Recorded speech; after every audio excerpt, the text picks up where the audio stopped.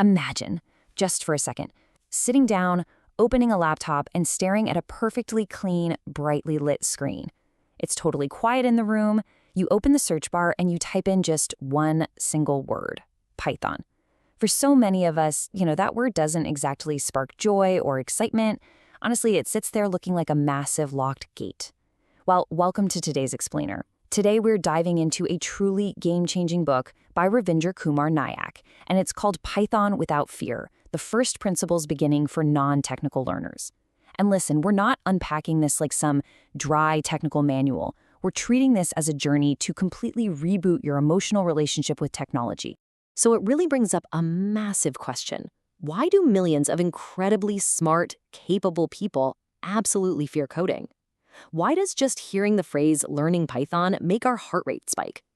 I mean, picture a busy professional opening their laptop, or a parent just trying to keep up with the modern world, or a student glaring at a screen.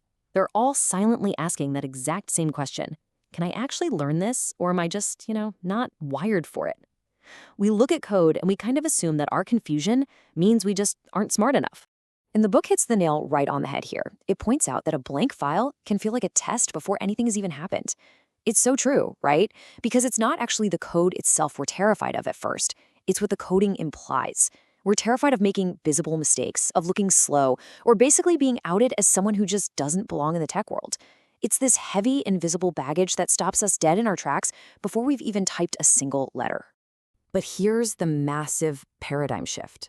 What if the problem was literally never Python at all? What if the real issue is just the way programming has always been taught? I mean, think about it. Most programming books just shove you right into the deep end. Variables, syntax, loops, functions, the whole shebang. But this book does something totally radical. It starts with fear. It starts with thinking and problem solving. Because it completely understands that if your emotional door is slammed shut, absolutely no amount of technical jargon is ever getting through. Okay, let's dive into Section 1, the fear of code, and demystifying that scary blank screen. Let's walk through that door together. Look, when beginners panic, it's almost never because the concept is actually too hard. The fear happens because you're suddenly looking at way too many unknowns all at the exact same time.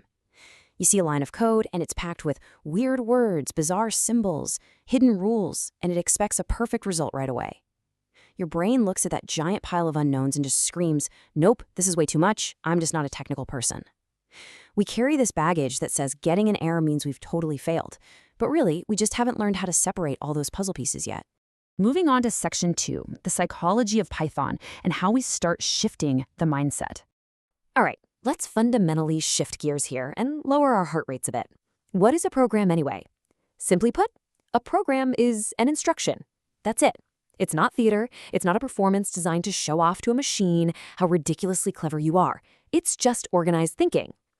Think about asking a friend to make a cup of tea. You wouldn't expect them to pour the water before they actually boil it, right? I mean, unless you want a terrible, crunchy cup of tea. Well, a computer works on that exact same logic. It just needs you to organize your thoughts clearly. I absolutely love this quote from the source material. It says, "You are not here to impress the machine. You are here to express one clear thought at a time." That is a real game changer. Coding is a tool for thinking, not some exclusive club to keep people out. Once you realize that code is literally just a way of saying, "Hey, here's what I want done, and here is the exact order it should happen in," all that fear just starts to melt away. Next up is Section 3, First Principles Problem Solving and Building the Foundation. To really lock this in, we're going to build our foundation on first principles problem solving. Think about learning to drive a car. You don't start by tearing apart the engine block to memorize how the pistons work. You learn the relationship between the pedals and the road. And here is how we break that down for Python, layer by layer. Number 1, a program is an instruction. 2, instructions create actions. 3, actions create outcomes. And 4, outcomes solve problems. So at its very core, programming is simply structured problem solving. You take a massive task and you just boil it down to one clear action. Which brings us to Section 4, the programmer's secret process and unlocking the logic. Here's a very comforting secret for you. Programmers don't have magical brains wired in binary. They just use a really structured process.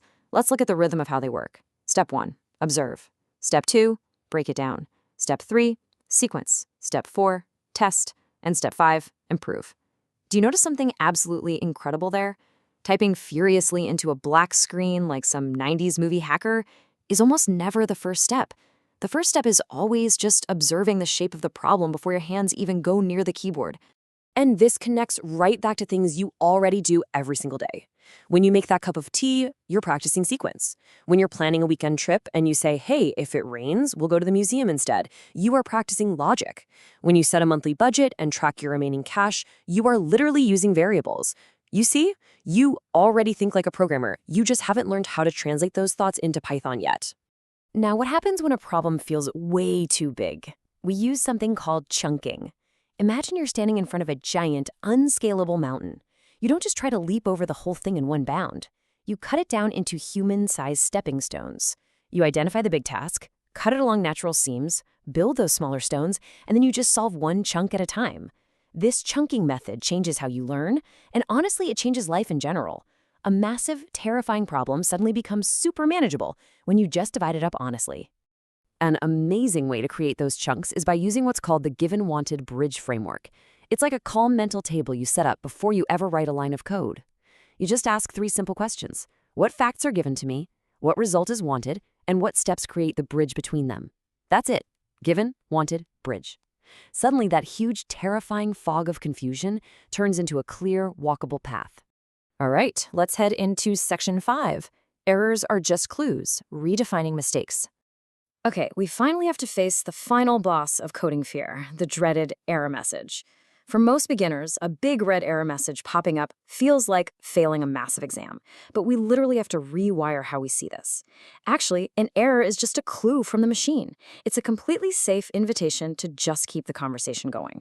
The computer isn't judging you at all. It's basically just saying, hey, I didn't quite catch that. Could you clarify?